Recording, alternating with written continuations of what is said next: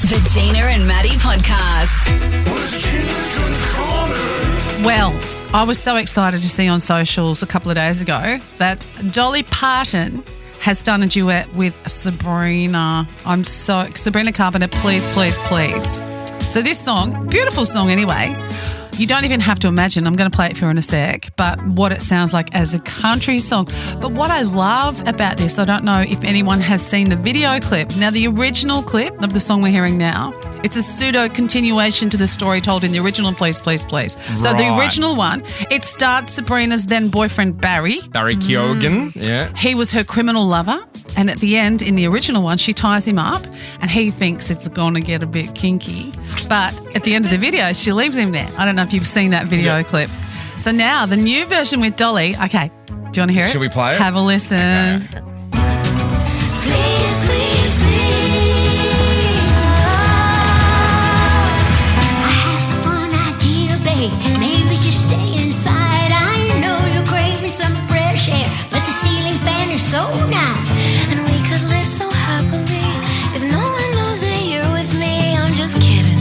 Really, really, really. Please, please. Isn't it amazing? So good. Don't prove I'm right. Don't prove I'm I get goosebumps, it's so good. I mean, I'm weird. Don't bring me to tears when I just did my makeup so nice. Heartbreak is one thing, my ego's another. I bet you don't embarrass me like the others are. Please, please, please. Isn't that fabulous? Love it. I just love that you so much. So have they gone in to a studio and re-recorded that, or has that yeah. just been layered with some other it's stuff? It's totally re-recorded. Totally from Got some scratch. strings in there. Yeah, fiddles and banjos and Yep. mando and little train feel on the drums. Oh, I love it. But in the video clip, so it seems like Sabrina and Dolly are running from the law in the video clip. It's unclear what they're guilty of. But the black and white colouring, as well as blink and you'll miss it references to Butch Cassidy and the Sundance Kid and Frank and Jesse James, Thelma and Louise kind of references, make it clear they're on the run. However, it's eventually revealed towards the end of the video that they have a body in the back of the truck. Is it Barry? It's very familiar. It doesn't say that it's him, but he's wearing exactly the same outfit as when she tied him up in the first video clip and left him. So good. It's a little throwback to Barry, the ex-boyfriend, and you got to see the video clip. It is so good, and have a full listen to the song. It's Please, Please, Please, Dolly Parton and Sabrina Carpenter. Gina and Maddie. Trevor Long, how are you this morning? I'm very well. Okay, let's talk quickly. I know I want to get to Apple Vision Pro, but G, you want to talk about the social media and kids? Is that, So it seemed all over the news a few months back, Trev, for the social media ban with kids, but haven't heard anything about it recently. What's going on with it? Well, we've got 10 months left before it gets implemented and the government doesn't have rules yet. The legislation's passed, but they're trying to work out the rules, and they're doing it behind closed doors. And that worries me because if they're only consulting with social media companies and a few organisations, what about the rest of us having our say in a proper government process?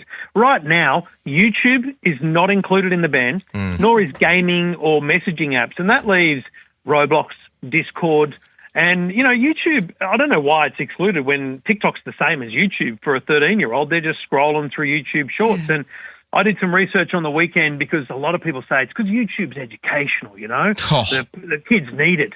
1% of the 350-plus videos I saw were anywhere near educational, whereas on TikTok, over 350 videos, 12% were in some way educational. So I think we need a genuine conversation about if we're going to ban our kids from stuff, what are we banning? Because otherwise we're creating loopholes and it'll have zero effect. You know who I'd have in that room? I'd have a bunch of maybe 10-year-olds, I'd have some 15-year-olds, and I'd have parents. Absolutely. Yeah, that's exactly what we need. We need real conversations about what kids are actually doing. Because I said to my kids, I've got 13 or 14-year-olds who are going to be banned at the end of the year. And I said, when you're on YouTube, do you use YouTube like I do on the TV, or do you use YouTube Shorts? And they go, 75% of the time we're on shorts, Yeah. which is just TikTok. It just scroll. Out of everything that we have discussions about with our children in our house, YouTube and YouTube Kids and YouTube Shorts is the biggest argument. Really? Non-stop when it comes to screens. Yeah. It is just, it is brain rot, but it is such an